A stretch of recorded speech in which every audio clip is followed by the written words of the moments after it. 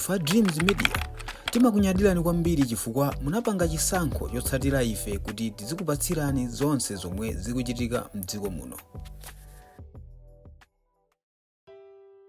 Ngozi ya Chilima komanso anthu ena 8 itachitika panali zokamba zambirimbiri.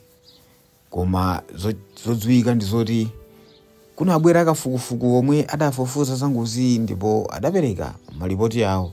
Tonse zimene zidaperekedwa tikuzidziwa bwino chifukwa zidalengezedwa komanso zidawerengedwa poyera pa mbalambanda aliyense ndikumamva. Malipoti amene atatuluka anthu ena sanakhutitsidwe nawo amanena kuti pali zina ndi zina zimene sizikumveka bwino malipoti amenewa, ndipo pakufunikanso lipoti lina lituluke makamaka inquiry ina ichitike kuti chilungamo cha ndege imene idapha Chilima komanso anthu ena 8 chidziwike. Mtsiku la lero takutengerani zomwe ayankhula Patricia Galliyati omwe ndi leader of UTM in parliament makamaka kukhudzana ndi nkhani ya ndege imene idachitikira mu Chikangawa. Ndipo tikunena pano takutengerani pa tsamba la Media Online pamenepa palembedwa nkhani imeneyi, ndipo tikhale tikuyiwerenga kuti inu ndi ife tonse tiyitsatire komanso timve kuti kodi Patricia Galliyati yemwe ndi phungu wa chipani chimene cha UTM komanso leader of UTM in the parliament kuti iwowa ayankhula azotani. Tangopangani subscribe, like, comment komanso tapangani share kuti anthu ena amene mwina sanathe kumva zimene Patricia Galliyati ayankhula athenso kudziwa, chifukwa timabwera pano ndi cholinga choti tiphunzitsane, tidziwitsane kuti tonse tizitha kuyendera limodzi, tonse ngati Malawi tisamayende mu mdima. Ndiwerenge chibaluwa chimene chalembedwa pamenepa, titambasule nkhani ziwiri zitatu zimene zalembedwa pamenepa komanso kuposaposa tikhale tikulowa ku comment section komwe tikhale tikumvaso maganizo a anthu osiyanasiyana. Kodi chibaluwa chimenechi chabwera ndi nkhani zotani? Takhani pompo chifukwa ndikhale ndikuwerenga amotere. Leader of UTM in parliament Patricia Galliyati has called on the Minister of Homeland to investigate the circumstances surrounding the plane crash in Chikangawa that claimed the life of late former Vice President Saulos Chilima. Speaking in Parliament, Galliyati said the loss of prominent figures is deeply. The loss of prominent figure is deep, painful, and requires urgent attention. She argued the minister to ensure that Malawi does not continue losing key human resources in such manner. She called for a fresh inquiry, pointing out the need to understand why influential individuals continue to be lost and to hold responsible parties accountable. On 10 June 2024, a Malawian Defense Force Donia 228 carrying Vice President of Malawi Saulos Chilima, former First Lady Patricia Chanel Muluzi, and 7 other occupants crashed in Chikangawa Forest Reserve in Nkatabe district. All on board died.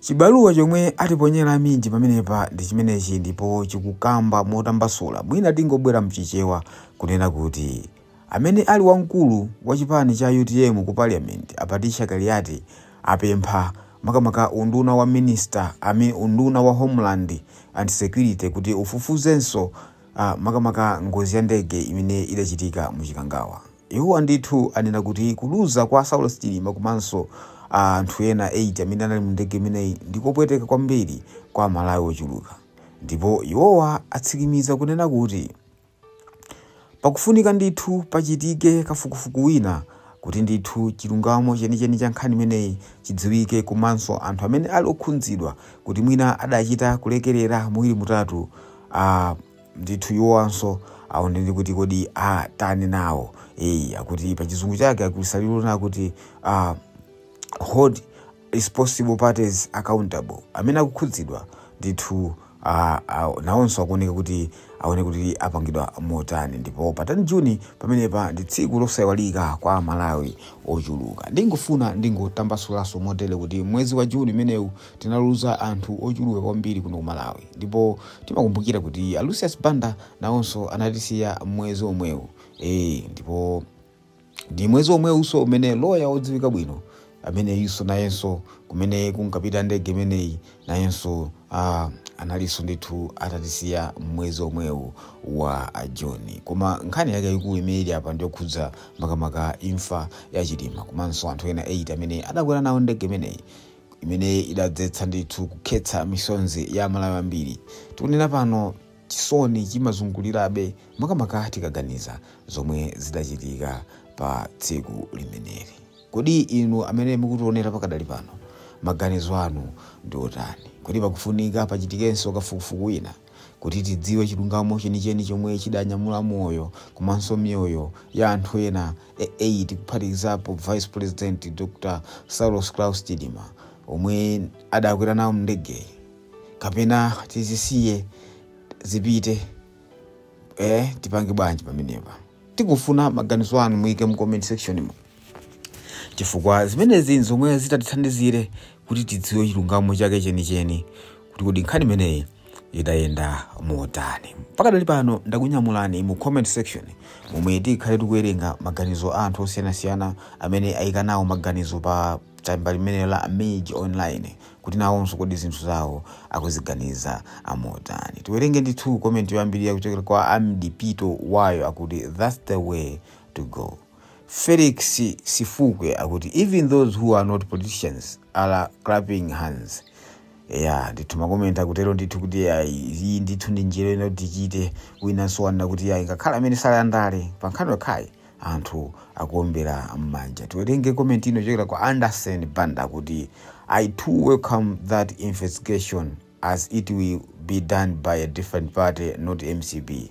Of course the investigation would need to be public for the sake of transparency. We might indeed have people who neglected their duties at the time, be it those in government or those in civil aviation. That would also put an end finger pointing and mere speculation. Nkulu amene iso akambapo ndithu mfundo ya nzeru kutera kuti ndithu pakufunika ndithu kafukufuku amene achitike, ndipo zikhala zabwino kwambiri chifukwa kafukufuku amene achitika ndi chipani china osati cha MCB. Ngakhale ndithu kafukufuku amene akufunika ndithu akazakhale poyera kuchitira kuti tonse Malawi tidzakhale tikumva chilichonse chimene chikuchitika komanso tidzathe kupereka maganizo athu pa nkhani yomene ikuyendera. Ndithu amene ndithu wayika ndithu maganizo ake pankhani imeneyi. Tipeteso comment ina imene akuti ikuchokera kwa Matthias Robertson Kwenda akuti so influential people were expected from dying koma akapuntha buefe. Nayenso amene ndithu wayika maganizo ake. Timabwera ndi nkhani zosiyanasiyana pa tsamba lino la Dreams Media, ndipo cholinga chathu ndikuphunzitsana, kudziwitsana komanso kuuzana nkhani ziwiri-zitatu zimene mwina zangochitika kumene mmakona makwalalamu kuti inu ndife tonse tiziyendera limodzi. Tapangani subscribers icho, like, comment komanso kupanga share kuti tonse tiziyendera limodzi. Until that another next time ndikubweranso ndingoti mwakoma nonse amene mwalitsatira pa modzi pano.